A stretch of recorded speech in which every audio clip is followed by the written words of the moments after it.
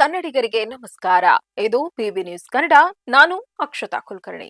ಶಿಡ್ಲಘಟ್ಟ ಪೌರಾಯುಕ್ತೆ ಅಮೃತಾ ಗೌಡ ಅವರಿಗೆ ಅವಾಚ್ಯ ಪದಗಳಿಂದ ನಿಂದಿಸಿ ಬೆದರಿಕೆ ಹಾಕಿದ್ದ ಪ್ರಕರಣದ ಪ್ರಮುಖ ಆರೋಪಿ ರಾಜೀವ್ ಗೌಡನನ್ನ ಪೊಲೀಸರು ಕೊನೆಗೂ ಬಂಧಿಸಿದ್ದಾರೆ.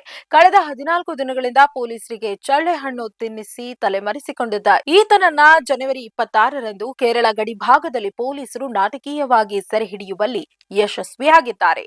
ರಾಜೀವ್ ಗೌಡನ ಬಂಧನದ ಬೆನ್ನಲ್ಲೇ ಹಲವು ಸ್ಫೋಟಕ ಮಾಹಿತಿಗಳು ಹೊರಬಿದ್ದಿವೆ. ತಲೆಮರೆಸಿಕೊಂಡಿದ್ದ ಅವಧಿಯಲ್ಲಿ ರಾಜೀವ್ ಗೌಡನಿಗೆ ಮಂಗಳೂರಿನ ಬಹುಕೋಟಿ ಒಡೆಯನೊಬ್ಬ ಆಶ್ರಯ ನೀಡಿದ್ದ ಎಂಬ ವಿಷಯ ಬೆಳಕಿಗೆ ಬಂದಿದೆ. ಕಳೆದ 3 ದಿನಗಳಿಂದ ಮಂಗಳೂರಿನ ಉದ್ಯಮಿಯೊಬ್ಬರ ಮನೆಯಲ್ಲಿದ್ದ ರಾಜೀವ್ ಗೌಡ ಅಲ್ಲಿಂದಲೂ ಪರಾರಿಯಾಗಲು ಮಾಸ್ಟರ್ ಪ್ಲಾನ್ ಮಾಡಿದ್ದ. ಪೊಲೀಸರ ಕಣ್ ತಪ್ಪಿಸಲು ಮಂಗಳೂರು ರೈಲ್ವೆ ನಿಲ್ದಾಣದಲ್ಲಿ ತನ್ನ ಕಾರನ್ನ ನಿಲ್ಲಿಸಿ ಪೊಲೀಸರನ್ನ ದಾರಿ ತಪ್ಪಿಸಲು ಯತ್ನಿಸಿದ್ದ.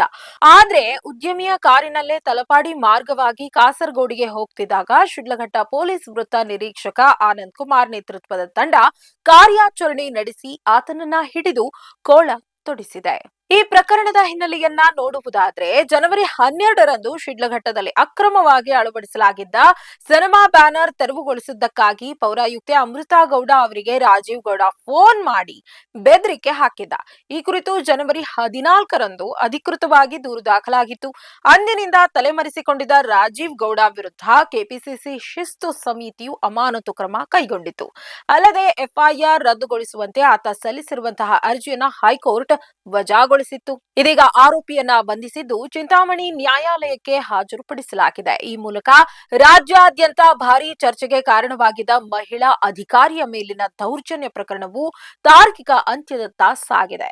ಎಷ್ಟೇ ಅಧಿಕಾರ ಅಹಂಕಾರ ಇದ್ರೂ ಅಂತಿಮವಾಗಿ ಕಾನೂನಿಗಿಂತ ಯಾರೂ ದೊಡ್ಡವರಲ್ಲ ಅನ್ನೋ ಸತ್ಯ ಮತ್ತೊಮ್ಮೆ ಸಾಬೀತಾಗಿದೆ.